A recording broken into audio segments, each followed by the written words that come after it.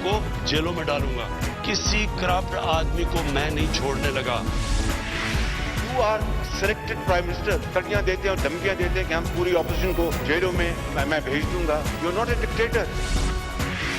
तुम तो सिर्फ कठपुतली हो, तुम्हारी तोरे तो कोई और हिला रहा है। जंग अभी जारी है, अभी हमें दायमी अमन की असल मंजिल पर पहुंचना है।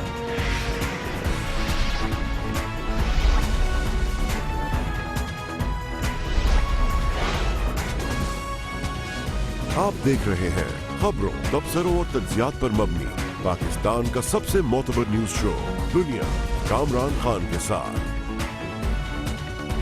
अस्सलाम वालेकुम, मैं हूं कामरान खान। पूरी दुनिया में कोरोना का जिन एक बार फिर बोतल से बाहर आता नजर आ रहा है। सेकंड वेव्स की बातें हो रही हैं। यूरोप, अमेरिका, कई दूसरे ममालिक में सेकंड वेव की बात है, जिसके बाद एक बार फिर वो नंबर्स कोरोना मरीजों के सामने आ रहे हैं। जब इसकी जो उरूज का ज़माना था, यानी कि इस साल के शुरू में, वही नंबर्स हम यूरोप के मुख्तलिफ ममालिक में देख रहे हैं। भारत में कोरोना कभी वापस गया ही नहीं, कम भी नहीं हुआ, और वो अब दुनिया के दूसरे नंबर पर है अमेरिका के बाद। अमेरिका की कैफियत भी इंतहाई ख़तरनाक है। इसी पस मंज़र में पाकिस्तान की सूरत हाल ये है कि यहाँ पर फ़िलहाल हालात में फिर भी काबू में है। तालीमी इदारे खुल गए हैं। आखिरी मरहले में आज पूरे पाकिस्तान में प्राइमरी स्कूल भी खोल दिए गए हैं। मजमूई तौर पर पाकिस्तान में कोरोना की सूरत हाल, जैसे मैंने कहा, बेकाबू नहीं हुई है। अल्लाह का लाख लाख शुक्र एहसान है, मगर ख़तरा किसी सूरत में भी टला नहीं है। और पिछले एक हफ्ते से तशवीश की सूरत हाल है। सिंध और ख़ास तौर पर कराची में केसेस की तादाद में इजाफा हुआ है। पाकिस्तान भर में पिछले एक हफ्ते में 4,850 केसेस, यानी औसतन रोज़ाना 700 केसेस रिपोर्ट हो रहे हैं। हैरानी की बात यह है कि इन 5,000 के करीब केसेस में 48% सूबा सिंध में रिपोर्ट हुए, यानी सिंध में पिछले हफ्ते और औसतन यौमिया 340 नए केसेस रिपोर्ट हुए। तशवीश की बात यह है कि इन केसेस की कसीर तादाद कराची शहर से रिपोर्ट हो रही है। आज national command and operation centre NCOC के इजलास में कराची में कोरोना वायरस की केसेस की सूरत हाल पर ब्रीफिंग दी गई, और पिछले 24 घंटों में मुल्क में रिपोर्ट होने वाले कोरोना वायरस के 747 केसेस में 365 का ताल्लुक कराची से बताया गया। आज की ब्रीफिंग के दौरान वज़ीर-ए-आज़म इमरान खान के मामले खुसूसी सरबराह से डॉक्टर फैसल सुल्तान ने कहा कि कोरोना की वबा को रोकने के लिए स्मार्ट लॉकडाउन या टारगेटेड लॉकडाउन की पॉलिसी को नाफिज करना चाहिए। आपको बताएं कि इस वक्त मुल्क भर में कोरोना केसेस की तादाद 3,12,000 है, जो कि कुल अब तक हुए हैं। मगर इत्मीनान बख्श बात यह है कि इनमें से 95% यानी 2,96,000 अल्लाह के फजल करम से सेहतयाब हो चुके हैं। पाकिस्तान में अब भी एक्टिव केसेस तकरीबन 9,000 के करीब है। इसलिए हम बार बार कहते हैं कि एहतियात एहतियात और एहतियात करें। ये बहुत ज़रूरी है कि आप मास्क इस्तेमाल करें, हाथ धोते रहें, और जितना मुमकिन हो सके समाजी फासले रखें।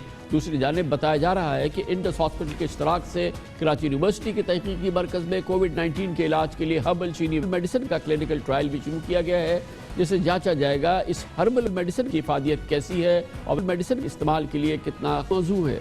इसी हवाले से आपको पता है कि चाइना की एक और जो वैक्सीन है वो पाकिस्तान उसमें बाकायदा उसकी टेस्टिंग में शामिल है, और पाकिस्तान भर में उसके क्लिनिकल ट्रायल्स हो रहे हैं। पूरी दुनिया में बहरहाल सर तोड़ कोशिश है कि जल्द अज जल्द, जितनी जल्द हो सके, एक मौसर वैक्सीन लाई जा सके, जो कि अब बताया जाता है कि यकीनन इस साल के आखिर तक या उसके फौरी बाद आ जाएगी। बहरहाल कुछ महीने दूर है, लेकिन ये महीने गुजरेंगे कैसे। पाकिस्तान की मौजूदा सूरत हाल, ख़ास तौर पर कराची की सूरत हाल पर हम बात करेंगे। हमें ज्वाइन कर रहे हैं एक बार फिर जनाब डॉक्टर अब्दुल बारी, सरबराह हैं इंडस हॉस्पिटल, पाकिस्तान के बहुत ही नामवर सोशल वर्कर हैं। बहुत बहुत शुक्रिया डॉक्टर साहब, आपने हमें ज्वाइन किया है। ये फरमाइएगा कि अल्लाह का फजल करम है, ज़ाहिर है मई जून वाली सूरत हाल नहीं है, लेकिन एक बार फिर कराची में ये मरीज़ों की जो नंबर्स हैं उसके बारे में इजाफा बहरहाल हो रहा है, जो कि हमारा जो अब से 2 महीने पहले वाली, 1 महीने पहले वाली जो सूरत हाल थी उसमें कुछ खराबी होती नज़र आ रही है। कितना तशवीश का पहलू है?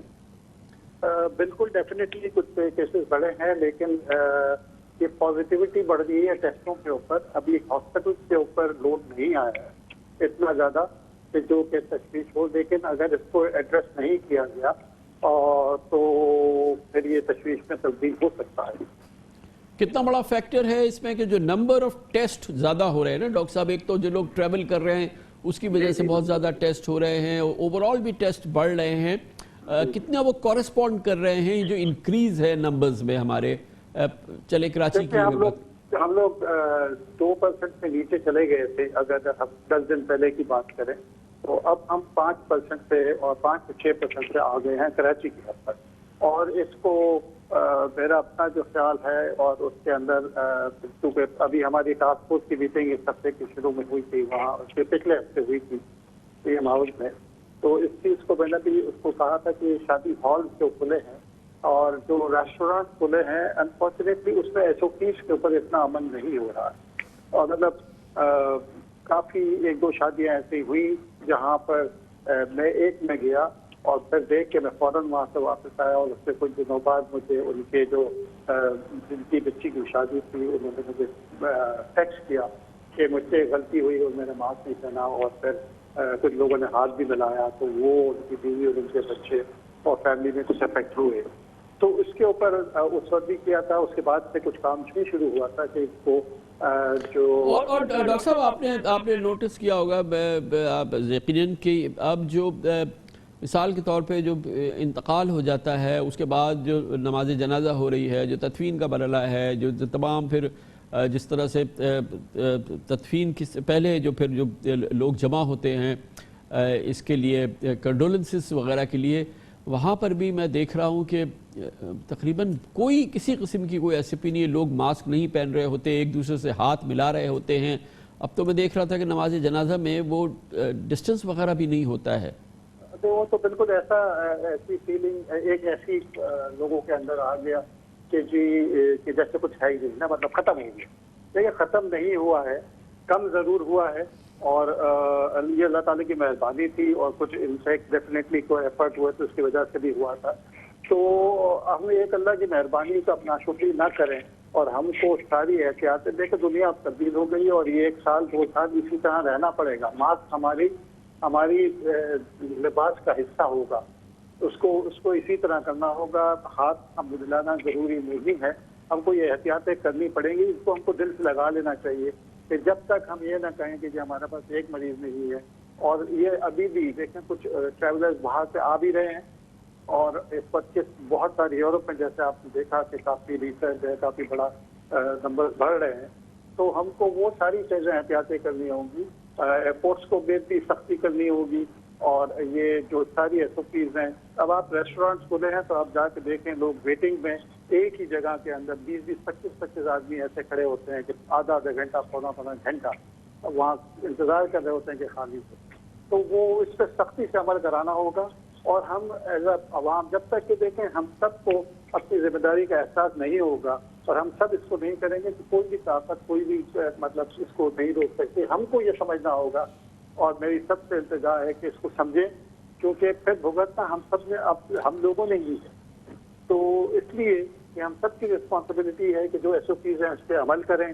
اور آپ نے بہت اچھی اپنی ابتدا جس سے شروع کی کہ احتیاط کرنا ہے. آپ اس مشن کو جاری رکھیں, اپنے ہر پروگرام میں ضرور اس کو کہا کریں. ڈاکٹر صاحب یہ فرمائیے گا, یہ جو ٹریٹمنٹ کے حوالے سے یہ خبریں آ رہی ہیں, ایک تو چائنیز ویکسین ہے جو پراپر ویکسین ہے جس کی جو پاکستان میں اس کی جو کلینکل ٹرائلز ہیں اس کا باقاعدہ حصہ ہے. یہ جو ہربل ٹریٹمنٹ کی بات ہوئی ہے, ہربل میڈیسن کی بات ہوئی ہے, یہ کیا ہے؟ ہربل میڈیسنز ہیں, اس کے اوپر کام ہو رہا ہے. چائنا میں اس میں ان کے مریضوں سے کافی اچھے اثرات آئے تھے, اور اس میں کافی لوگ ٹھیک ہوئے تھے. تو ہم لوگ اس کے اوپر کام کر رہے ہیں, ویکسین کے اوپر بھی کام کر رہے ہیں مل کے. اور یہ ہماری رسپانسبلٹی ہے کہ ہم سب اس کے لیے جتنا جلدی اس کے ساتھ, کیونکہ آگے ابھی موسم آ رہا ہے سردیوں کا جس میں فلو بڑھے گا تو ہمارے اوپر لوڈ بڑھے گا. تو اس لیے جتنا جلد جیسے ساری دنیا کر رہی ہے, کوشش کر رہی ہے. اچھا ڈاکٹر صاحب ایک امپورٹنٹ بات ہے, آج کل ہم یہ دیکھ رہے ہیں کہ فلو بھی ایک نارمل فلو بھی ایک بہت بری طریقے سے پھیلا ہوا ہے شہر کراچی میں, آپ کو بھی ضرور اندازہ ہوگا. اس کے لیے کچھ فرمائیے کہ ایک تو ڈسٹنگوش کرنا کہ یہ اور جو کووڈ ہے اس میں فرق ہے. آبویسلی وہ ٹیسٹ کرا لیں تو وہ ہو جائے گا, لیکن کیا آپ سجیسٹ کریں گے جو اینٹی فلو شاٹس ہوتے ہیں وہ لگائیں لوگ, یا کیا, کیونکہ یہ فلو اور یہ کرونا کا جو معاملہ یہ بہت ایک دوسرے سے ملا جلا سا لگتا ہے. جی بالکل. اور کیونکہ پہلی ابھی جو اس کا ایک خوف موجود ہے, تو ہر معمولی زکام کے اوپر بھی لوگ اسی لیے سوچتے ہیں کہ جی کہیں یہ نہ ہو, کیونکہ معمولی زکام تو گزارتے پچھلے سالوں میں کوئی مسئلہ نہیں ہوتا تھا, لوگ छोटी मोटी दवाई लेके आराम करके बैठ जाते थे और ठीक हो जाता था 2-3 दिन के अंदर।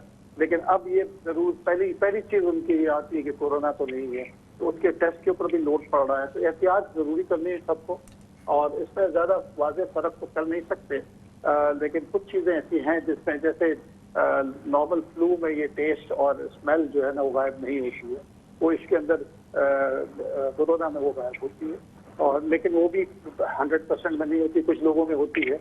तो ये कंफ्यूजन रहेगा। तो ये जो नॉर्मल फ्लू है इसकी प्रिवेंशन के लिए जो ये फ्लू एंटी फ्लू शॉट्स होते हैं ये रेकमेंड करेंगे? लगाने चाहिए। Thank you so much doctor Abdul बारी हमारे साथ मौजूद थे बानी इंडस हॉस्पिटल। कमर्शियल ब्रेक, उसके बाद जिक्र करेंगे जनाब शहबाज शरीफ का इसरार रहा है कि उन्होंने एक ढेले की करप्शन नहीं की है। नैब कहती है कि जनाब शहबाज शरीफ का ये इसरार इस बात से मुतसादिम है कि उनके ख़ानदान के जो असासे हैं उनके दौरे इख्तिदार में उसमें 1000 गुना से ज़्यादा इजाफा हुआ है, और उनकी इस मामले में जो मशकूक ट्रांजैक्शंस हुई हैं वो उनकी अहलिया के अकाउंट में हुई हैं, उनकी साहबजादी के अकाउंट में हुई हैं, और बेपनाह ट्रांजैक्शंस हैं जो हुई हैं। इसके अलावा जो शहबाज शरीफ साहब कहते हैं कि जो उनके माली मामलात हैं वो उनके छोटे साहबजादे सुलेमान शहबाज देखते हैं, मगर वो तो हुकूमत की तब्दीली के फ़ौरन बाद ही मुल्क छोड़ के चले गए थे। अदालतें उन्हें मफरूर इश्तहारी करार दे चुकी हैं। बहुत ही पेचीदा इस वक्त पूरा मामला है जनाब शहबाज शरीफ का अपने ख़ानदान के हवाले से। इसकी बात करते हैं छोटे से वक्त के बाद।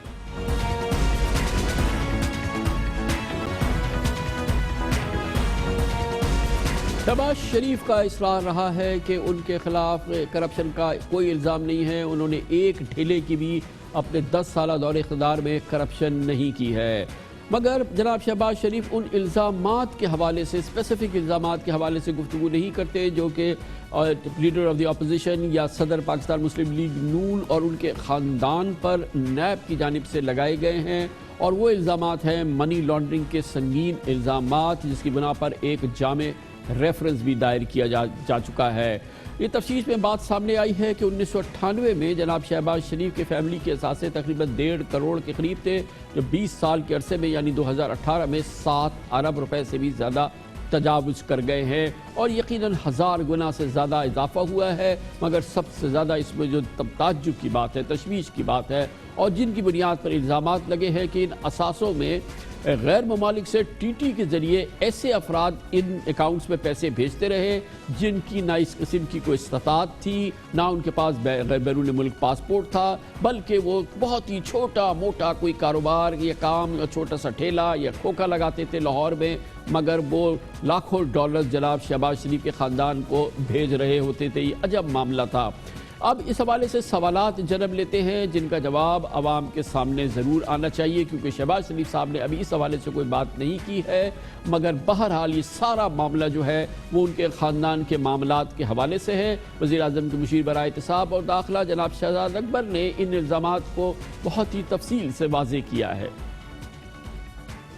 ऑर्गेनाइज्ड मनी लॉन्ड्रिंग कर रहे थे शहबाज शरीफ साहब। इसके अंदर 16 अक्यूज पर्सन हैं, 16 मुलजमान हैं। शहबाज शरीफ इस ग्रोह के सरगना हैं। इस ग्रोह में उनके अपने बच्चे, बेगम, उसके बाद आपके मुलाजमीन हैं जिनके नाम पे बेनामी कंपनियां बनाई गई। वो लोग हैं जिन्होंने ये मनी लॉन्ड्रिंग करने में आपकी मामलत फराम की, और 4 वो लोग हैं जो अप्रूवर हैं। बच्चों का मामला अलग है। शहबाज शरीफ साहब ने ना सिर्फ उनके एसेट्स बियॉन्ड नोन सोर्स यानी कि अपनी आमदन से हटकर असासे हैं, बल्कि उन्होंने ये असासे मनी लॉन्ड्रिंग से बनाए हैं। शहबाज शरीफ साहब वो वाले शख्स हैं जिन्होंने अपने अकाउंट में पैसे नहीं डाले, बल्कि अपनी जोजाए मोहतरमा के अकाउंट में पैसे डाले।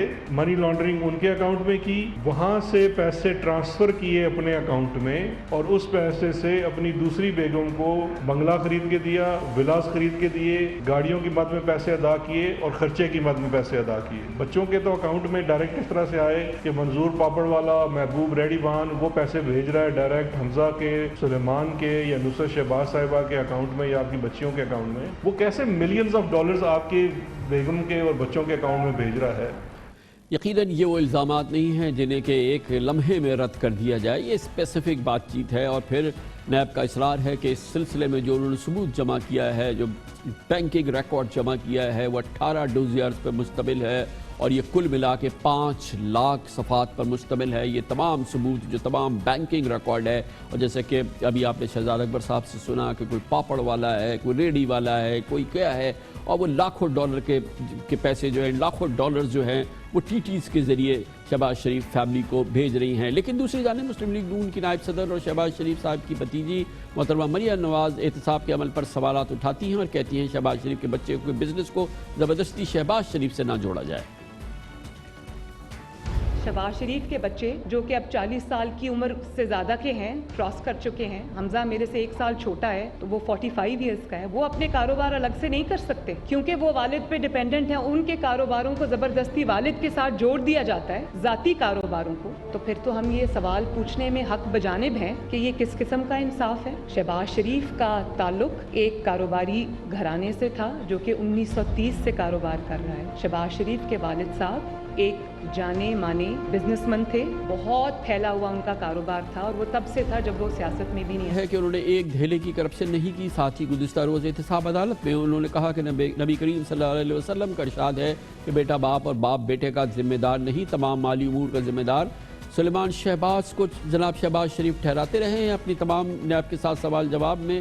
اور ان کے صاحبزادے جو ہیں وہ سلیمان شہباز وہ ہیں جب حکومت کی تبدیلی ہوئی اس کے چند ہفتوں کے اندر وہ لندن چلے گئے. عدالت انہیں مفرور اور اشتہاری قرار دے چکے ہیں اور وہ نیب کے کسی سوال جواب کا سامنا کرنے کے لیے تیار نہیں ہیں. اسی منی لانڈرنگ کے کیس میں اب نیب کہتی ہے کہ جو ٹرانزیکشنز ہوئی ہیں وہ ان کی اہلیہ کے نام ہوئی ہیں اور شہباز شریف کی صاحبزادی کے نام پہ ہوئی ہیں، جن کے اکاؤنٹس میں ٹی ٹی کے ذریعے رقوم آئی ہیں اور وہ وہاں سے جناب شہباز شریف کے استعمال میں آئی ہیں. اس کا بھی بینکنگ ریکارڈ موجود ہے.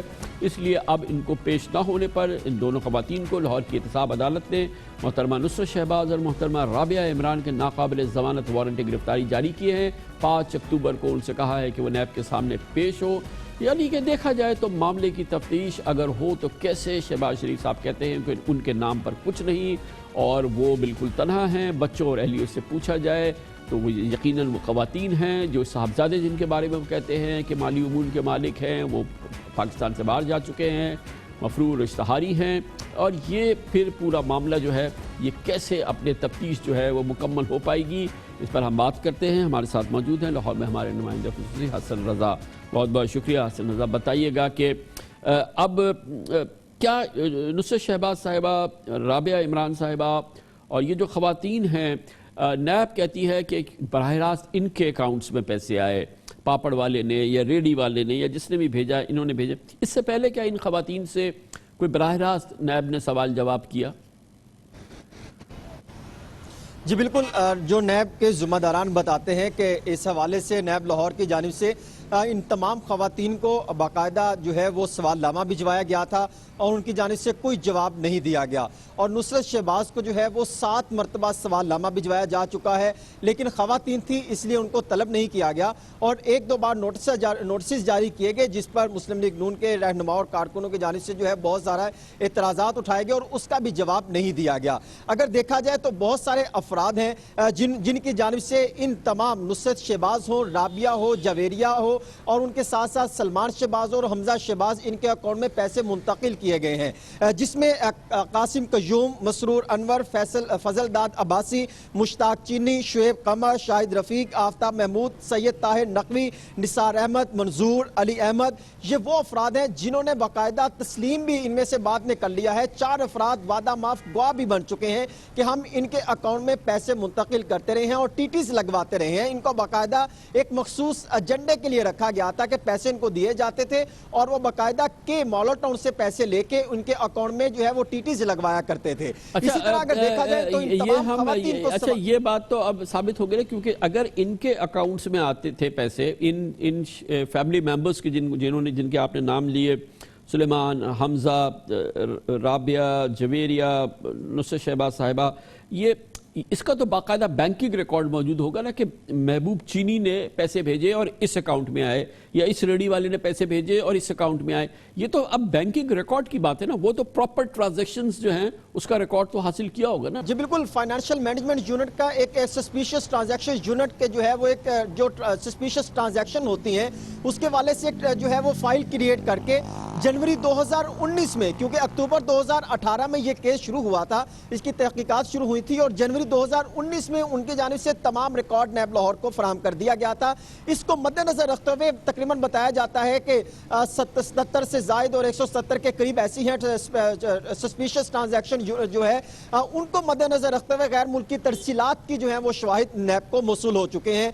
यही सूरत हाल है कि अब तमाम बैंकिंग रिकॉर्ड भी नैब को मौसूल हो गया और जो 5 लाख से जायद सफ़ात, ये एक ऐसा जो है रेफरेंस फाइल किया गया है, मजबूत तरीन फाइल जो है, इसमें मैंने भी कुछ रिकॉर्ड को देखा है, तमाम बाकी रेफरेंस में इंतहाई मजबूत रेफरेंस दिखाई देता है। तमाम जो टीटी करवाई गई उनका रिकॉर्ड और जो बैंकिंग से मिला है उनका रिकॉर्ड और जो फाइनेंशियल मैनेजमेंट यूनिट का रिकॉर्ड है, तमाम रिकॉर्ड और बशमूल सवालात इन तमाम खवातीन और मर्द हजरात को भिजवाए गए थे, लेकिन किसी की जानिब से जवाब नहीं दिया गया। शहबाज शरीफ साहब से अगर सवाल किया जाता है कि ये यूनिट है, इनकी रिपोर्ट आई है, पैसे यहाँ पे मुंतकिल किए गए और ये पैसे आपके अकाउंट में इस तरह मुंतकिल किए गए हैं और इसकी सरबराही आप ही कर रहे थे, इसके जवाब में शहबाज शरीफ सिर्फ यही जवाब देते रहे कि मैंने 10 सालों में एक करप्शन नहीं की, ढेला करप्शन नहीं की, बल्कि फलां फलां तरक्याती मनसूबों पर काम किया है। अगर जिससे आप फरमा रहे हैं तमाम रिकॉर्ड नैब लाहौर के पास भी मौजूद हैं और तमाम इनके खवातीन के पास भी मौजूद हैं।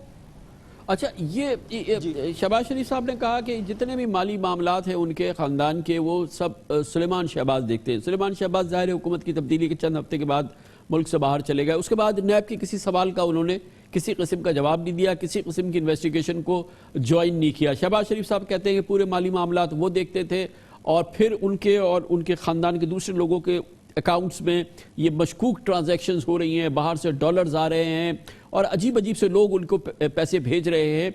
सुलेमान शहबाज ने किसी किस्म की कोई इन्वेस्टिगेशन ज्वाइन नहीं की। जी बिल्कुल, सलमान शहबाज की जानिब से कोई ना तो नैब को जवाब दिया गया है, ना ही वो पेश हुए हैं, बल्कि इनके अकाउंट में जो रेफरेंस फाइल किया गया है डॉक्यूमेंट्स के मुताबिक 2 अरब 25 करोड़ 97,63,000 रुपए के इनके टेलीग्राफिक ट्रांसफर यानी टीटीस के जरिए इनको पैसे मौसूल हुए हैं और इनके सासाजात में जो है अचानक कई गुना इजाफा देखने में आया है और बाकायदा कई ऐसे अफराद हैं जिन्होंने तस्लीम किया है कि हम क्योंकि इतने तो वो अमीर नहीं थे, कोई पापड़ वाला था, कोई वहां पे नायब कासद था जिसके अकाउंट से इनके अकाउंट में पैसे मुंतकिल किए जाते हैं। सलमान शहबाज क्योंकि अब बाहर मफरूर है, सेम वही पैटर्न रखा जा रहा है यहाँ पर जिस तरह एवन फील्ड के मामला थे, इसी तरह यहीं पर वो भी देखा जाएगा कि जो यहाँ पर पाकिस्तान में मौजूद हैं उनके हवाले से केस को आगे चलाया जाएगा। बहुत बहुत शुक्रिया। हसन रजा हमारे साथ मौजूद थे। कमर्शियल ब्रेक, उस दौरान न्यूज़ हेडलाइंस देखे, जिसके बाद हम अपने प्रोग्राम के बाकी हिस्से के साथ वापस आते हैं।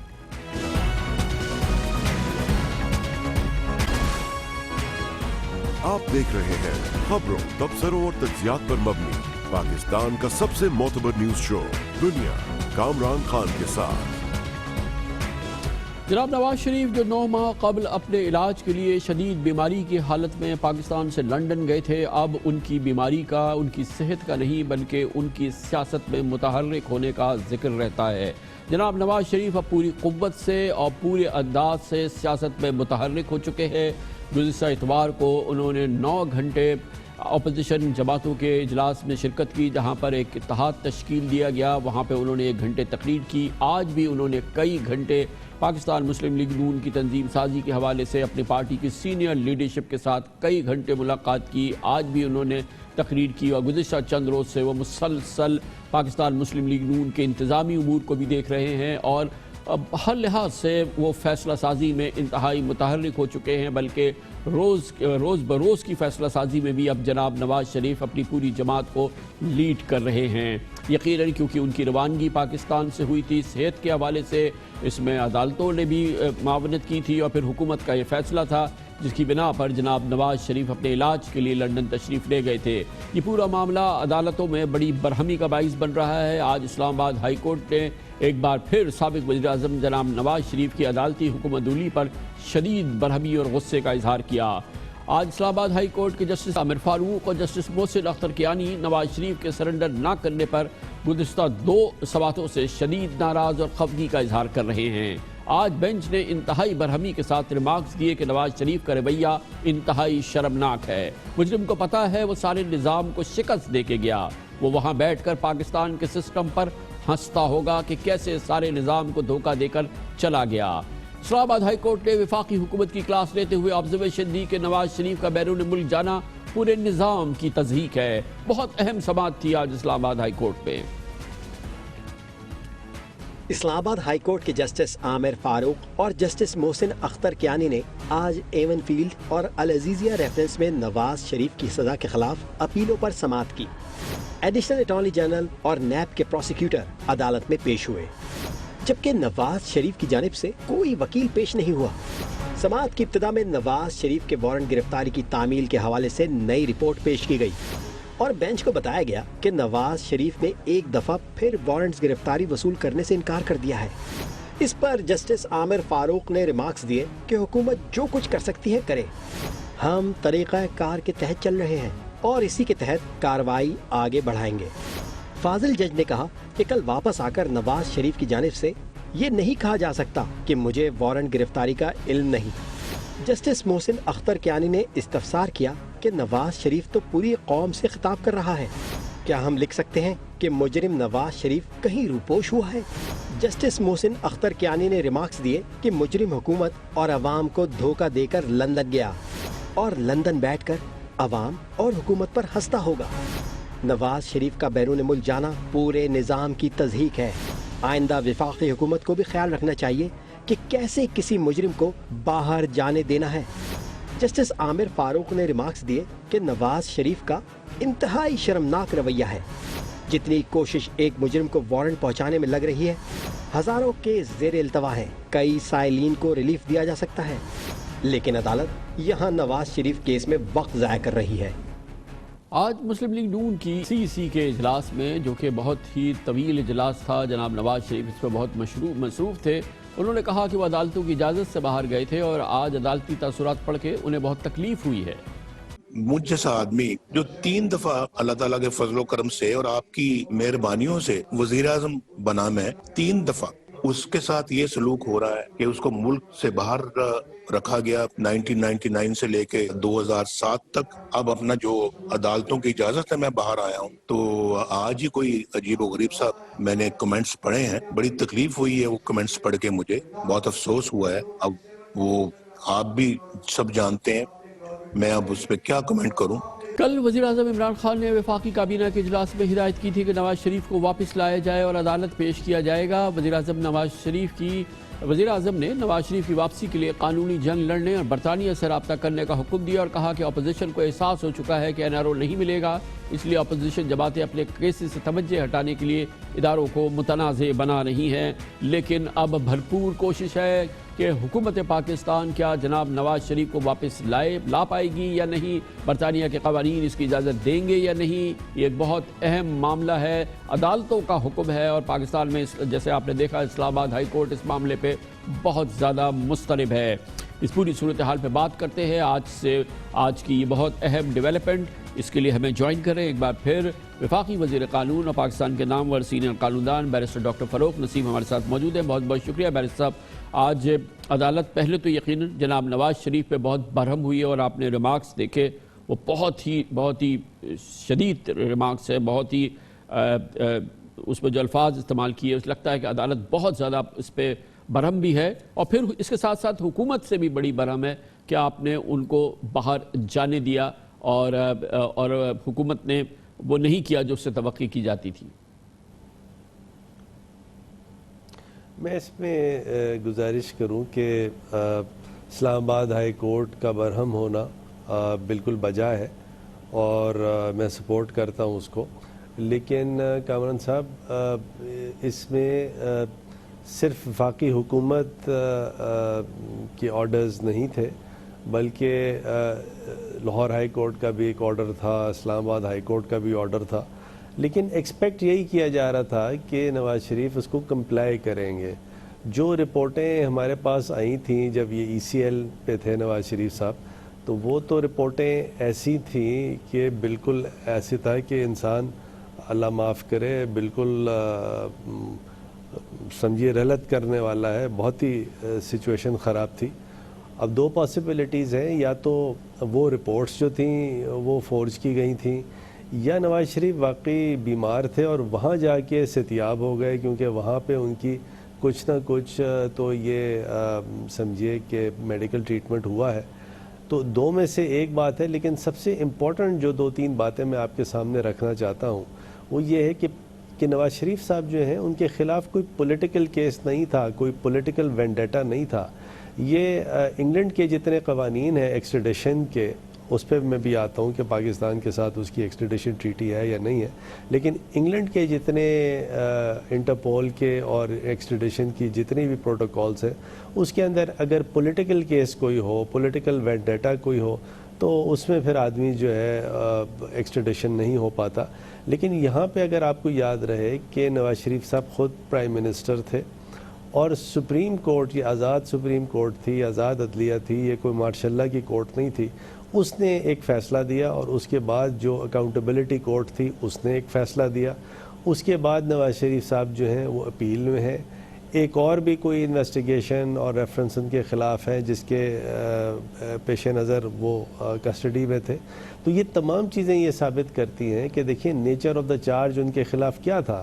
کرپشن تھا، منی لانڈرنگ تھی، اس طرح کے ایشوز تھے جس کا تعلق پولیٹیکل وینڈیٹا سے یا پولیٹیکل کیس سے نہیں ہوتا. تو لہٰذا میرا نہیں خیال کہ برطانیہ جیسے ملک میں برطانیہ جو ہے ان کو کوئی ریپریو دے گی. گویا آپ یہ کہہ رہے ہیں کہ یہ ایک مضبوط کیس ہے جس میں کہ نواز شریف صاحب کو برطانیہ جیسے ملک سے، جہاں پر اس کے قوانین اس بات کی اجازت نہیں دیتے کہ ملزم کو تحویل میں دے دیا جائے، ملزمان کی تحویل کا ہمارا معاہدہ بھی نہیں ہے ان کے ساتھ، لیکن آپ سمجھتے ہیں کہ ایک فائٹنگ چانس ہے کہ جناب نواز شریف کو آپ واپس لا سکتے ہیں برطانوی قوانین کے تحت بھی؟ جناب ایسے ہی ہے کامران بھائی. ایک تو یہ ہے جو میں نے آپ سے بتایا کہ پولیٹیکل کیس نہیں تھا نواز شریف کے خلاف، اور لہٰذا جو برطانوی عدالتیں ہیں، کورٹیں ہیں، گورنمنٹ ہے، ان کے سامنے تو یہ ڈیفنس اویلیبل نہیں ہوگا. دوسری بات یہ ہے کہ برطانیہ وہ ملک ہے جس کی جوڈیشری ایک بڑی زبردست، آپ سمجھیے، کمیٹی آف ججز پہ، کمیٹی آف انٹرنیشنل کورٹس پہ یقین رکھتی ہے. اس کا مطلب کیا ہے؟ اس کا مطلب یہ ہے کہ برطانیہ کی جو عدالتیں ہیں پاکستان کے عدالتی حکم کی بہت قدر کرتی ہے. اور ایک نہیں، میں نے اپنی ایکسپیرینس میں ایز اے لائر دیکھا کہ اگر کوئی پاکستان کی کورٹ کا کوئی فیصلہ ہے، چاہے وہ برطانوی جورسڈکشن میں ڈائریکٹلی لاگو ہو یا نہیں لاگو ہو، برطانیہ کی عدالتیں اور برطانیہ کی ایگزیکٹو اس کو بہت ویٹ دیتی ہیں. اچھا، یہاں پہ ایک نہیں دو فیصلے ہوں گے، دو عدالتوں کے فیصلے ہوں گے. ایک تو لاہور ہائی کورٹ کا فیصلہ ہے جس میں شہباز شریف صاحب کی وہ انڈرٹیکنگ ہے، نواز شریف صاحب کی انڈرٹیکنگ ہے جس کی بنا پہ نواز شریف صاحب نے ٹریول کیا. اور سیکنڈلی اسلام آباد ہائی کورٹ کی فیصلے ہیں، آج کی آبزرویشنز ہیں. تو وہ تمام چیزیں ایسی ہیں جن کو کیا جو ہوگا برطانوی ایڈمنسٹریشن آف کیا جسٹس ہے، قانونی برطانیہ میں جو آپ فالو کرنے جا رہے ہیں اور جو جس طرح کی ارجنسی ہے، میں سمجھتا ہوں کہ ابھی ہم ویری سون ہم یہ دیکھیں گے کل پرسوں میں اب اس قسم کی ایکٹیویٹی اگلے چند دنوں میں ہوگی. اور وہ کیا پروسیس ہے جو برطانیہ میں آپ فالو کریں گے نواز شریف صاحب کو واپس لانے کے لیے؟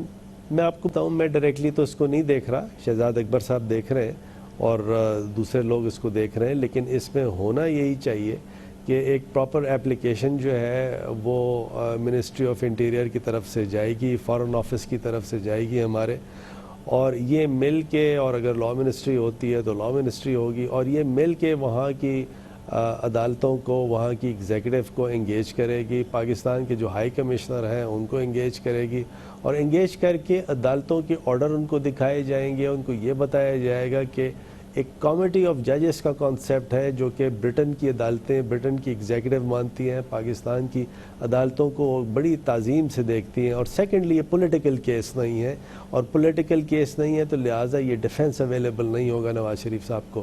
اور تیسرے یہ کہ ان کی جو میڈیکل حالات ہیں ایسی نہیں ہے کہ وہ ٹریول نہیں کر سکتے، باقاعدہ تقریریں کر رہے ہیں. اور چوتھی بات کامران صاحب بہت امپورٹنٹ آپ کو بتاؤں، جو انہوں نے وارنٹ ریسیو نہیں کیا، تو وارنٹ تو ایکچولی ایشو کیا تھا پاکستان کی عدالت نے، تو وارنٹ ریسیو نہ کرنا بھی کنٹیمپٹ آف کورٹ ہے. اور پانچواں یہ ہے کہ وہ سپریم کورٹ کا ججمنٹ ہے جو میں نے خود آرگیو کیا تھا، جس میں یہ فیصلہ جسٹس ثاقب نثار نے دیا تھا کہ نواز شریف صاحب ہیڈ آف دا پارٹی نہیں ہو سکتے، تو وہ تو head of the party, as a head of the party behave کر رہے ہیں. تو یہ تمام چیزیں کنٹیمپٹ کے زمرے میں آتی ہیں اور یہ برطانیہ کے سامنے ان چیزوں کو رکھا جائے گا. گویا کہ ایک کنٹیمپٹ تو پاکستان کی عدالتوں میں ہے، تو وہ کنٹیمپٹ کا جو معاملہ ہے وہ تو پھر آپ پاکستان کی عدالتوں میں دوبارہ فائل کریں گے نا، پھر تو آپ سپریم کورٹ سے رجوع کریں گے اگر آپ کہیں گے کہ آپ کے حکم کی ہتک کر رہے ہیں یا وہ اس کی کنٹیمپٹ کر رہے ہیں. تو اس پہ 2-3 پہلو ہیں. جب کنٹیمپٹ ہوتا ہے تو برطانیہ کا جو ایڈمنسٹریشن آف جسٹس ہے ان کو یہ اگر بتایا جاتا ہے کہ عدالتوں کی ایکچولی تضحیک ہے تو اس کا ایک رد عمل وہاں ضرور ہوتا ہے کہ یہ آدمی جو ہے وہ اس کو ریپریو نہیں دینی چاہیے، اسپیشلی اگر عدالتوں کے آرڈر کے تحت وہ باہر گئے ہیں اور ساتھ پولیٹیکل پرزنر یا پولیٹیکل کیس نہیں ہے ان کے خلاف. تو 2 باتیں تو یہ ہو گئیں. تیسرے یہ ہے کہ جو پی ایم ایل این ہے، پی ایم ایل این ان کو head of the party treat نہیں کر سکتی. اگر پی ایم ایل این ان کو head of the party treat کرتی ہے تو وہ ایک پی ایم ایل این کہ وہ لوگ جو ایسا کر رہے ہیں تو ایک ان پر کبھی کنٹیمپٹ ہو سکتی ہے. تو یہ معاملہ بڑا گمبھیر ہو سکتا ہے جس کو پی ایم ایل این کو بھی اوائڈ کرنا چاہیے. اچھا یہ فرمائیے گا کہ کیسے مختلف ہے، کیونکہ پاکستان کی حکومت کئی دہائیوں تک کوشش کرتی رہی کہ الطاف حسین صاحب کو پاکستان واپس لایا جا سکے، ان کے خلاف یہاں مقدمات بنے، یہاں کی عدالتوں نے بھی اس حوالے سے فیصلے بھی دیے، مگر برطانوی حکومت نے اس کو کوئی امپورٹنس نہیں دی، مطلب ایک طرح سے اس کو اگنور کیا. نواز شریف کا الطاف حسین صاحب کا کیس کیسے مختلف ہے اس ایکسٹریڈیشن کے پوائنٹ آف ویو سے؟ یقیناً وہ جو ماڈل فالو کر رہے ہیں وہ وہی فالو کر رہے ہیں جو الطاف حسین کا تھا، لیکن دونوں کیسز میں فرق بتائیے. دیکھیں الطاف حسین پر یہ عمران فاروق مرڈر کیس ہے، اس سے پہلے پاکستانی عدالتوں کی جتنی بھی کنوکشن تھی وہ اپیلوں میں ختم کر دی. تو یعنی الطاف حسین کے خلاف کمپلینٹس تو ہزاروں ہوں گی، لیکن پاکستانی عدالت کا فیصلہ جو تھا وہ یہی جو اب عمران فاروق مرڈر کیس کا جو فیصلہ ہے تو وہ یہ ہے. تو یہ اب الطاف حسین کے لیے مشکلات میں اضافہ ہو سکتا ہے، اور پہلے کیونکہ پاکستان کی عدالتوں کا فیصلہ الطاف حسین کے خلاف نہیں تھا تو ایک دوسری بات تھی. یہاں پہ نواز شریف صاحب کا جو کیس ڈسٹنگوشبل ہے وہ ڈسٹنگوشبل یہ ہے کہ نواز شریف صاحب کانوکٹ ہیں، ان کے خلاف دوسرا بھی مقدمہ چل رہا ہے. تو یہ آل ٹوگیدر ایک ڈیفرنٹ سیناریو ہے. پلس 2 کورٹوں کا میں نے آپ کو ریفرنس دیا، اسلام آباد ہائی کورٹ اور Lahore high court in particular, جن سے انڈرٹیکنگ دے کے نواز شریف صاحب باہر گئے ہیں. الطاف حسین جو تھے وہ پاکستان سے باہر کسی پاکستانی کورٹ کو انڈرٹیکنگ دے کے نہیں گئے. تو یہ بڑا ڈسٹنگوشبل کیس ہے. یہ بھی فرمائیے گا کہ جب جانے کی اجازت دی تو جس قسم کی انڈرٹیکنگ لی گئی، وہ ایک تو ہے کہ شہباز شریف صاحب سے لاہور ہائی کورٹ نے انڈرٹیکنگ لی جس میں انہوں نے کہا کہ صحت یاب ہوں گے تو واپس آ جائیں گے، وہ اوپن اینڈڈ انڈرٹیکنگ تھی. حکومت نے کوئی پراپر انڈرٹیکنگ نہیں لی، حکومت نے کوئی ایک ایسی آئرن کلیڈ گارنٹی حاصل نہیں کی جو اس سچویشنز کو سے بچا جاتا ہے، جس کو فورس ہی کرتی، کیونکہ نواز شریف صاحب تو بھرپور انداز میں سیاست کے میدان میں اتر گئے ہیں اور حکومت کے پاس کوئی اس کی پروٹیکشن موجود نہیں ہے، یا اس حکومت کے پاس کوئی لیوریج نظر نہیں آتا ہے. یہ کیسے آپ نے کوئی ایک اوپن اینڈڈ ان کو جانے کی اجازت دی؟ میں گزارش کروں کہ یہ تھوڑا سا رجحان درست نہیں ہے ود ڈیو ریسپیکٹ. جب لاہور ہائی کورٹ کا ایک فیصلہ آ چکا اور لاہور ہائی کورٹ نے اپنے فیصلے میں یہ حکم صادر کیا کہ ہم ایسی انڈرٹیکنگ لیں گے اور اس کے بعد نواز شریف صاحب کو ہم جانے دیں گے، وہ انڈرٹیکنگ جو تھی وہ لاہور ہائی کورٹ نے اپنے سیٹسفیکشن کے حساب سے لی. لاہور ہائی کورٹ کے رجسٹرار کے سامنے وہ انڈرٹیکنگ شہباز شریف صاحب اور نواز شریف صاحب نے سائن کر کے دی. تو اس کے بعد تو حکومت کا اس میں آنا کوئی سوال ہی پیدا نہیں ہوتا تھا، یا حکومت ایکسٹرا کوئی انڈرٹیکنگ لیتی. کیونکہ اگر آپ کو یاد ہو جو انڈرٹیکنگ سجیسٹ کی تھی، ایک انڈیمنٹی بانڈ ایسا تھا جس کے اندر کوئی 7-8 ارب روپے کی انڈرٹیکنگ لی جا رہی تھی ان سے، لیکن لاہور ہائی کورٹ نے اس انڈرٹیکنگ کو سیٹ اسائڈ کر کے انڈرٹیکنگ ریپلیس کی اور یہ کہا کہ آپ ان لائنز پہ انڈرٹیکنگ دے. آپ یہ فرما رہے ہیں اور ظاہر ہے کہ ہمیں یاد ہے کہ حکومت جو تھی وہ ان سے 7-8 ارب روپے کی ایک انڈرٹیکنگ لینا چاہ رہی تھی کہ اگر وہ نہ ہو تو اس کی وہ सिक्योरिटीज़ दें और फिर हुकूमत उस पर एक्शन कर सकती है। लेकिन लाहौर हाई कोर्ट ने वो हुकूमती शर्त जो थी, अंडरटेकिंग जो थी, वो मुस्तरद की और ये फिर इस किस्म की जो अंडरटेकिंग है जो शहबाज शरीफ साहब ने दी वो ली। ऐसे ही कामरान साहब, बिल्कुल ऐसे ही। लेकिन मैं आपको बताऊं, इसके बावजूद लाहौर हाई कोर्ट के भी ऑर्डर को वायलेट कर दिया गया और इस्लामाबाद हाई कोर्ट के भी ऑर्डर को वायलेट कर दिया गया। जब नवाज शरीफ साहब सेहतियाब होने के बावजूद, या तो नवाज शरीफ साहब आज ये साबित कर दें कि मैं सेहतियाब नहीं हूँ तो बात दूसरी है, लेकिन जब वो यहाँ बैठ के तकरीर कर रहे हैं, खुली तकरीर कर रहे हैं, गवर्नमेंट को, इदारों को, सबको ललकार रहे हैं, तो ये बात मुनासिब नहीं है। तो अदालत जो है it feels what is feeling बिल्कुल जस्टिफाइड है, जिस तरह के एज इफ कोई धोखा दे के निकल गया हो। तो मेरा अपना ये ख्याल है कि ये नवाज शरीफ साहब को या तो फ़ौरन आ जाना चाहिए, नहीं तो हुकूमत पूरी अपनी कोशिश करेगी, डिप्लोमेटिक चैनल्स के साथ साथ वहाँ अदालतों से भी रुजू करेगी ताकि इस किस्म का अब्यूज़ ना हो। बहुत बहुत शुक्रिया बैरिस्टर डॉक्टर फ़ारूक नसीम, वज़ीर क़ानून हुकूमत पाकिस्तान का मुस्तनद मौक़िफ़ दे रहे थे आज की पूरी सूरत हाल के हवाले से। कमर्शियल ब्रेक, उसके बाद जिक्र करेंगे नवाज शरीफ साहब की सियासत में भरपूर वापसी हो चुकी है। हिज़्ब इख्तिलाफ़ की जमातों ने एक इत्तेहाद तश्कील दिया है, तहरीक की बात की है, मगर अब तक जो प्लान सामने आया है, जो अंदाज़ देखने में आया है, उससे लगता तो यही है कि खरामा मुअत्तर तहरीक है। इसमें कोई अभी फ़िलहाल वो जोश, जज्बा, वलवला, तेज़ी और एमरजेंसी नहीं है। इसी दौरान जनाब बिलावल भुट्टो ज़रदारी दुबई चले गए हैं, उनके दोस्त कहते हैं वो चिल कर रहे हैं।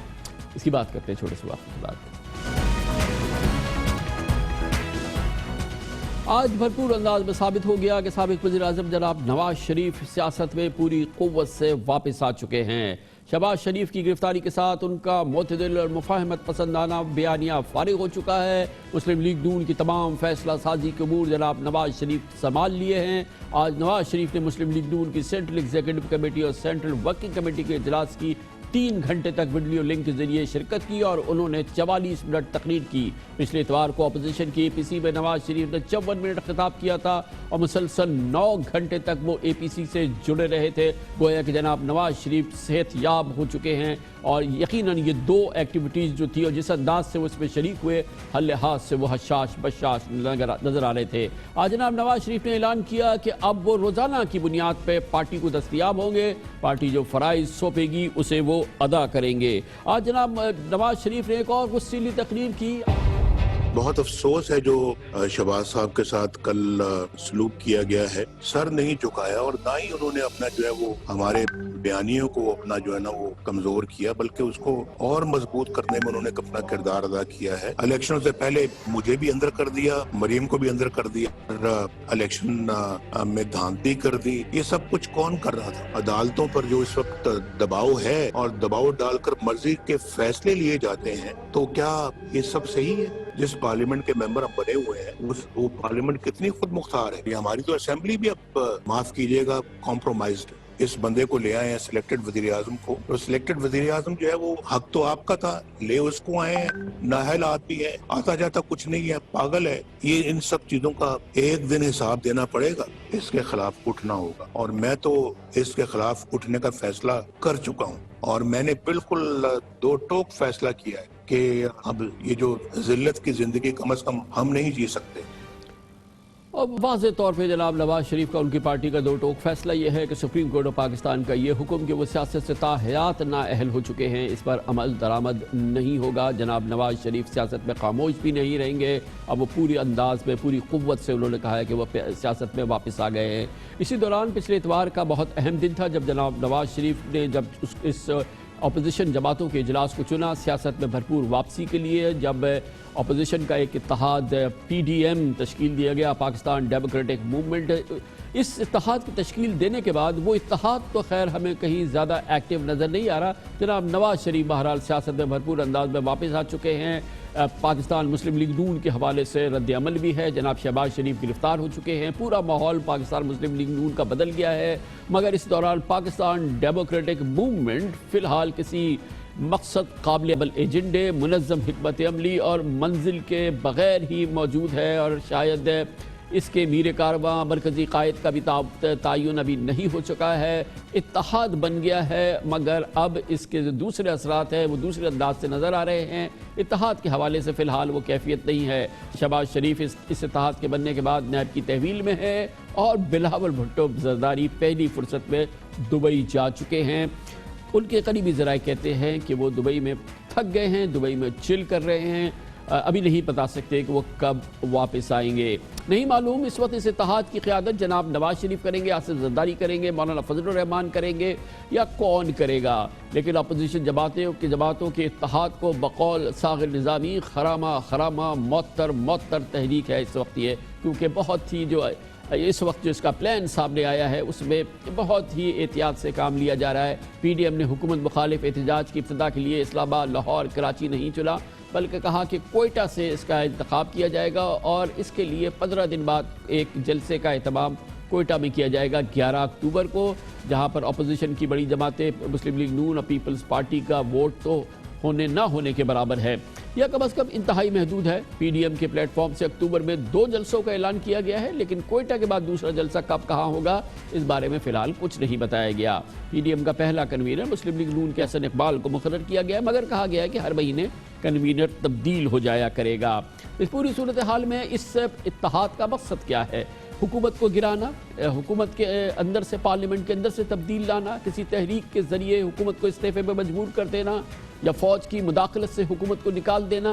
ہماری بڑی کوشش رہی کہ کل پاکستان مسلم لیگ نون کے سینئر نائب صدر اور اپوزیشن کے بہت ہی مؤثر رہنما جناب شاہد خاقان عباسی سے جاننے کی کوشش کی ہم نے کہ اس پی ڈی ایم کا مقصد کیا ہے.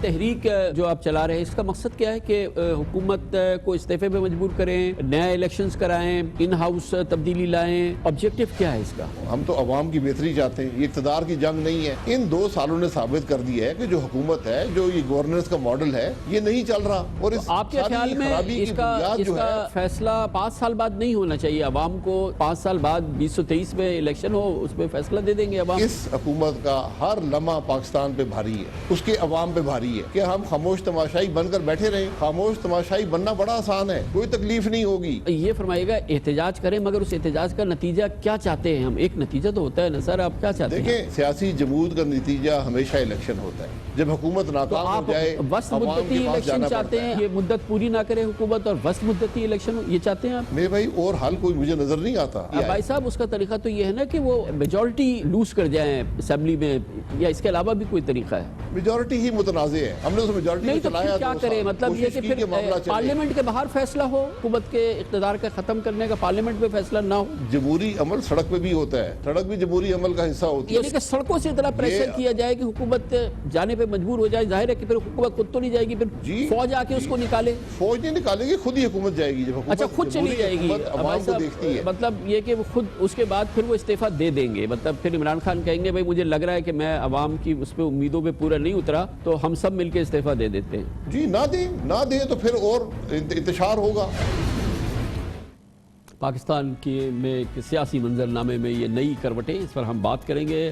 آج ہمیں اس سلسلے میں جوائن کر رہے ہیں, اپنا تجزیہ دیں گے جناب مشرف زیدی, پاکستان میں سینئر سیاسی امور کے تجزیہ کار بھی ہیں اور سوشل ایکٹیوسٹ بھی ہیں. بہت بہت شکریہ مشرف زیدی صاحب. پورا ماحول ابھی آپ کے سامنے ہے. جناب نواز شریف پوری قوت سے سیاست میں واپس آ چکے ہیں. سپریم کورٹ کا فیصلہ کہ وہ تاحیات سیاست سے نااہل ہو گئے, اس کے بعد خود انہوں نے جو ایک نرم گوشہ رکھا ہوا تھا یا وہ سیاست کے منظر سے بالکل غائب ہو گئے تھے, پوری کیفیت پچھلے 4-5 دن کے اندر 6 دن میں بدل گئی ہے. جی کامران صاحب, میرا نہیں خیال کہ وہ اتنی زیادہ بدلی ہے. میرا خیال ہے کہ ہم بہت جلدی بھول جاتے ہیں کہ جو بیانیہ اس وقت نواز شریف پیش کر رہے ہیں وہ 1999 اور 2007 کے درمیان جو ہے اکثر انہوں نے پیش کیا, اور پھر 2013 میں کافی نرم گوشہ جس طرح آپ نے فرمایا وہ ہمیں دیکھنے کو ملا. لیکن 2014 کے اختتام تک جو ہے جب دھرنا سارا ہو چکا تھا اور جو شکایتیں میاں صاحب جن کا آج بھی انہوں نے تذکرہ کیا, جو شاید ہم ٹی وی پہ تو نہ کر سکیں, لیکن جو شکایات تھیں ان کی بنا پہ جو کشمکش تھی ان کے اور اسٹیبلشمنٹ کے درمیان وہ پھر جو ہے شروع ہو گئی. تو میرا نہیں خیال کہ یہ کوئی نیا یا کوئی بہت ہی منفرد قسم کا بیانیہ وہ پیش کر رہے ہیں. یہ ان کا بیانیہ مور اور لیس mid 90s certainly 99 کے بعد، اور جب بھی ان کا قوت سے، طاقت سے، کرسی سے علیحدگی جو ہے وہ زیادہ دیر کی ہو جاتی ہے، تو ظاہری بات ہے ان کو جو ہے یہ کیا اثرات ہوں گے مشرف زیدی صاحب اس کے پاکستان مسلم لیگ نون کی سیاست کے؟ کیونکہ یہ 5 دن پہلے تک تو جناب نواز شریف نہیں تھے بالکل ایکٹیو، اور ایک مضبوط انداز سے یا ایک مستحکم انداز سے پی ایم ایل این کو اور اپوزیشن کو شہباز شریف کی شکل میں لیڈر ملا ہوا تھا، جس سے کانفرنٹیشن کی کوئی بڑی فضا نہیں تھی، لیکن یہ پچھلے اتوار کو ڈرامائی تبدیلی آئی اس پوری صورتحال میں۔ مگر دراصل اپوزیشن کی سیاست پہ اس کا کیا اثر ہوگا؟ پاکستان کے اوورآل سیاسی منظرنامے پہ اس نئے جو فیکٹر ہے اس وقت جس انداز سے وہ سامنے آئے، اس کا کیا اثر آپ دیکھ رہے ہیں؟ کامران صاحب، مجھے لگتا ہے کہ دونوں جو پولز ہیں پاکستانی سیاست کے، ایک سائڈ پر عمران خان اور ان کے چاہنے والے، ان کے سپورٹرز، ظاہری بات ہے اس میں اس وقت اسٹیبلشمنٹ بھی جو ہے اس کا ایک طرح سے ساتھی ہیں، ایمپتھی ہے، ایک دوسرے کے ساتھ ملے ہوئے ہیں، اور دوسرے سائڈ پہ نواز شریف، دیگر اور اپوزیشن جماعتیں، اور وہ لوگ جو بہت زیادہ نالاں یا ناراض ہیں۔ کچھ جو ہے ان کی جو ناراضگیاں ہیں وہ بالکل لیجٹمیٹ ہیں، اور ان کی آوازیں سننا جو ہے وہ کانسٹیٹیوشنلی بھی اور ویسے بھی پاکستان کے لیے بہتر ہوں گی میرے نظریے میں۔ لیکن جو ہم دیکھ رہے ہیں وہ یہ نہیں ہے کہ جو شہباز شریف کی سوچ ہے یا کئی لوگوں کی، میری اپنی شاید خود بھی، کہ انتشار کے بجائے ایک جو ہے چیزوں کو ایک دوسرے کے قریب لایا جائے۔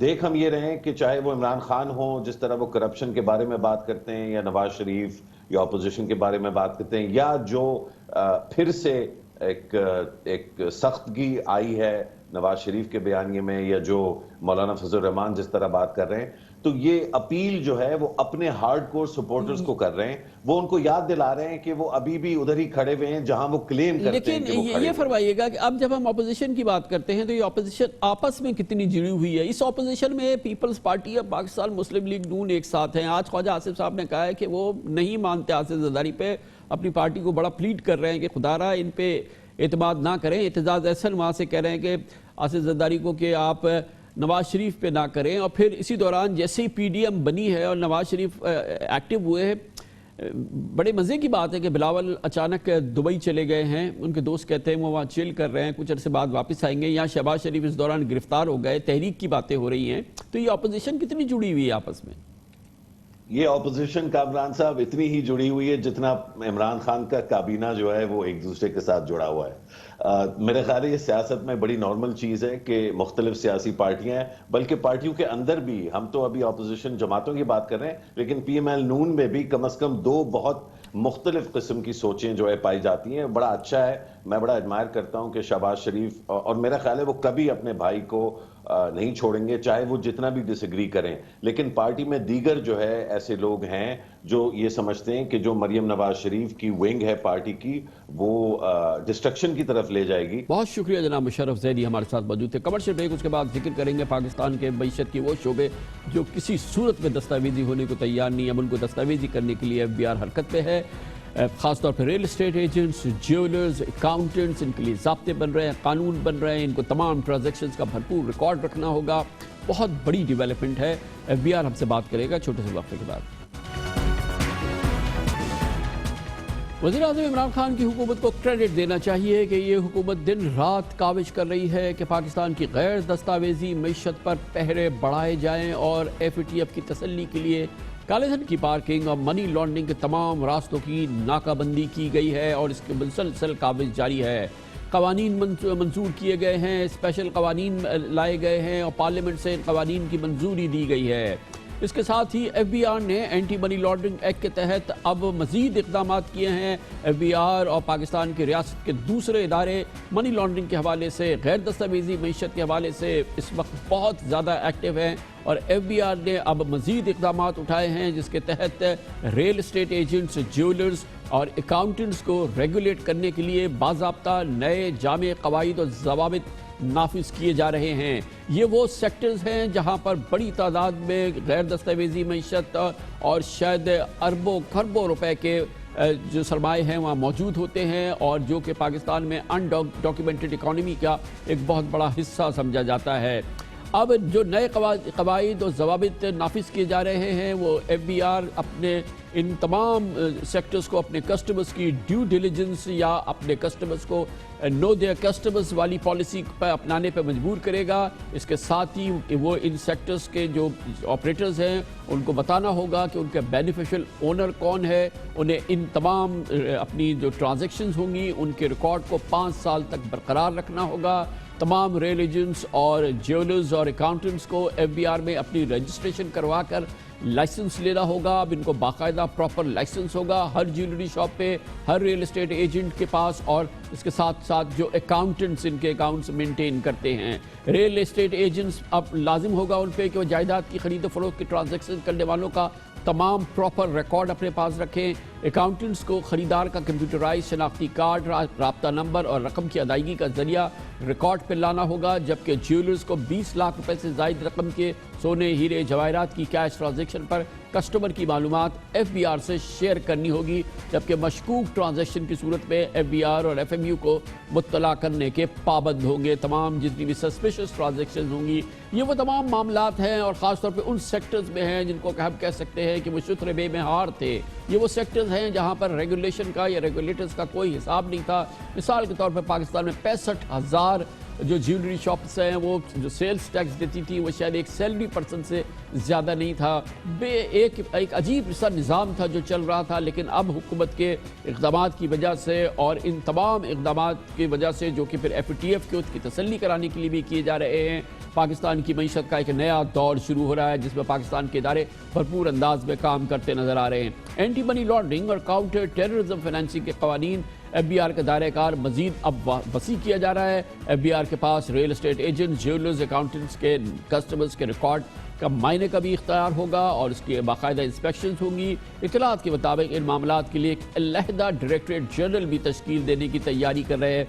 FBI के जो अब रिफॉर्म का प्रोसेस चल रहा है वो बहुत भरपूर अंदाज में इन मामलात को आगे बढ़ा रहा है। इसी मौजू पर बात करने के लिए हमें ज्वाइन करें जनाब बख्तियार मोहम्मद, जो मेंबर एडमिन हैं एडमिनिस्ट्रेशन FBI के। बहुत बहुत शुक्रिया। इस्लामाबाद से बख्तियार मोहम्मद साहब हमारे साथ मौजूद हैं। फरमाइएगा बख्तियार साहब कि ये वो सेक्टर्स हैं जिनको कि पूरी दुनिया कहती थी और हम और आप अच्छी तरह से जानते थे कि यहाँ पे डॉक्यूमेंटेशन का कोई दूर दूर तक नाम नहीं था। यहाँ पे कम्प्लीटली एक ग्रे या ब्लैक इकॉनमी हमारी काम करती थी और बहुत मुश्किल है कि ये वो सेक्टर जो कि 70 साल से 75 साल से किसी भी रेगुलेशन या किसी भी प्रॉपर लॉज के तहत काम ना कर रहे हो, उनको रेगुलेट करना। आप लोग कितने होपफुल हैं कि ये बाकायदा इस पे अमल शुरू हो जाएगा और ये ऑपरेशनलाइज हो जाएगा, ये जो आप बड़ा अच्छा काम आप शुरू कर रहे हैं? टेररिज्म फाइनेंसिंग है और जो कि ब्लैक इकॉनमी है, करप्शन है और मनी लॉन्ड्रिंग है, इन सारों के चूली दामन का साथ होता है और बिल्कुल साथ साथ चलते हैं। इन चीज़ों को रोकने के लिए मैं तो ये कहता हूँ कि जी ये FATF हमारे लिए एक ब्लेसिंग इन डिस्गाइज हो गई, बिकॉज प्रीवियस गवर्नमेंट्स अभी तक कोई भी इस पे इस किस्म की कोई रेगुलेशन या कोई पॉलिसी बनाने से हमेशा कतराती रही है। इस गवर्नमेंट ने एज अ पॉलिसी मेजर ये अडॉप्ट किया है और आमला जो है उसमें उन्होंने चेंजेस किए हैं और फिर हमने अभी रेगुलेशंस इशू किए हैं इसके anti money laundering, counter terrorism financing के, और इसके लिए अलग डायरेक्टर जनरल जैसे आपने कहा हम बना रहे हैं। क्यों हम इसको होपफुल ज़्यादा क्यों है? क्योंकि इस वक्त फुल विल है, पॉलिटिकल विल है और हमारी एडमिनिस्ट्रेटिव विल भी है कि हमने इसको इम्प्लीमेंट करना है, और जब ये विल आ जाए तो स्टेट के सामने implementation is not an issue at all. इंशाल्लाह this time we are going to क्या है पहले और अब में जो हम नज़र आएगा यकीनन, क्योंकि ये वो ज़ाहिर अनरेगुलेटेड अनडॉक्यूमेंटेड सेक्टर थे और फिर जो आप जैसे इदारे हैं या दूसरे इदारे हैं उनका और इनका फिर एक चोली दामन का दूसरे अंदाज का साथ होता था। अब आप उस वाले अंदाज को तोड़ना चाह रहे हैं, उसको ख़त्म करना चाह रहे हैं। ये कितना मुश्किल होगा और कैसे इस प्रोसेस को अब आप शुरू करेंगे? आपको कामरान खान साहब आए दिन आप देखते रहते हैं, मीडिया में भी बड़ा एक्सप्लिसिटली आ रहा है और हर जगह बातें हो रही हैं। ये जो माफिया जिसको हम कहते हैं वो ऐसे सरायत कर गई थी हमारी इंस्टीट्यूशंस में ऑल अक्रॉस द कंट्री कि کوئی بھی ایڈمنسٹریٹو جو ہمارے انسٹیٹیوشن ہے وہ اگر لاز آتی بھی تھیں تو اس کے پیچھے وہ جو امپلیمنٹیشن ول ہوتی تھی وہ شاید اتنی اسٹرانگ نہیں ہوتی تھی جو اس دفعہ ہے. میں ایف بی آر لیول پہ آپ سے کمنٹ کر سکتا ہوں، لیکن چونکہ پولیٹیکل گورنمنٹ بیٹھی ہوئی ہے اور ہم دیکھ رہے ہیں کہ کس طریقے سے اس بات کے لیے ہمیں سپورٹ کیا جا رہا ہے اور کس طریقے سے ہمیں پش کیا جا رہا ہے، تو ہمیں تو صرف یہ چاہیے تھا کہ ہمیں کوئی روکے نہیں، ہمارے کو راستے میں آئے نہیں ہے. تو اس دفعہ وہ بات نہیں ہے اور اس دفعہ بالکل بھی ہیو اوپن فیلڈ. سر یہ کب رول آؤٹ ہوگا؟ اکارڈنگ ٹو دا لا ہم نے چلنا ہے اور ہم نے لا کے مطابق جو بھی اس کیمبٹ میں آئے گا وی ول ٹیک ایکشن انشاءاللہ. جی زبردست. اور یہ جو مثال کے طور پہ اب ہم نے ایک تو پہلے رجسٹر کرنا ہے، پراپر ریکارڈنگ کرنی ہے. یہ جو ریل اسٹیٹ ایجنٹس ہیں پاکستان کے، جیولرز ہیں، اکاؤنٹنٹس ہیں، ان کی جو پہلا پروسیس ہے کہ ان کا ڈیٹا ہو، ان کی رجسٹریشن ہو، یہ کتنا کوئکلی شروع ہوگا؟ کیونکہ پہلا اسٹیپ تو یہ ہے نا. دیکھیں اب چونکہ ہم نے ریگولیشنز ایشو کر دی ہیں، ہم نے اس کو ڈائریکٹر جنرل کو انشاءاللہ جتنی جلدی ہو سکتا ہم نے اس کو اسٹیبلش کرنا ہے. ایک اچھی خبر آپ کو بتاؤں کہ اراؤنڈ 56,000 جو ہمارے یہ جو ریئل اسٹیٹ ایجنٹس ہیں، اکاؤنٹنٹس ہیں اور جتنے جویلرز ہیں، 56,000 ہمارے پاس آلریڈی ٹیکس نیٹ میں یہ لوگ رجسٹرڈ ہیں. اب بیلنس کو ہم نے رجسٹر کرنا ہے آل اوور دا کنٹری. تو we are expecting کہ جی by probably December we should be getting on them because regulation تم نے issue کر دی. The moment we establish our Director General we will start our operations inshallah. اچھا ایک prescribed template ہوگی جس میں کہ یہ اپنی transactions ریکارڈ کریں گی کیونکہ یہ پراپر ہو، جس پہ کہ اس کا بھی ایک طریقہ کار ہوگا نا. ٹیمپلیٹس ہوں گی جیولرز کے لیے، ریل اسٹیٹ ایجنٹس کے لیے، اکاؤنٹنٹس کے لیے. وہ کام ہو رہا ہے، ہو گیا ہے. وہ اب ہم سٹارٹ کر رہے ہیں جس میں ہم ان کے لیے ایس او پیز بھی بنائیں گے، ان کو ہم جا کے گائیڈ بھی کریں گے، ان کے ساتھ ہم بیٹھ کے ان کو سمجھائیں گے کہ آپ نے کیسے کرنا ہے، اور اس کے بعد ہم ان کا فیڈ بیک بھی لیں گے، اس کو امپروو بھی کریں گے. It will be like a process with them جو کہ ہم چلائیں گے. اور اوبیسلی پہلے ہم نے ان کو ٹرین کرنا ہے، ان کو بتانا ہے. یہ جو ڈائریکٹر جنرل ہوگی اس کی رسپانسبلٹیز میں ایک مین رسپانسبلٹی یہ بھی ہوگی کہ ان کے لیے جو سارے جتنے S O Ps and procedures ہیں وہ ہم نے ان کے لیے ڈیولپ کر کے دینے ہیں، اور اس پہ ہم کام بڑی تیزی سے کر رہے ہیں. بہت بہت شکریہ جناب بختیار محمد، ممبر ایڈمن FBR ہمارے ساتھ موجود تھے. اس کے ساتھ یہ ہمارے آج کے پروگرام کا اختتام ہوتا ہے. کل آپ سے پھر ملاقات ہوگی انشاءاللہ. کل تک کے لیے کامران خان کو اجازت. اللہ حافظ. ناصر. Hi, it's Sayyeda Shanaz here. Thank you for watching Dunya News. For more videos and updates, don't forget to click the subscribe button. Keep watching Dunya News.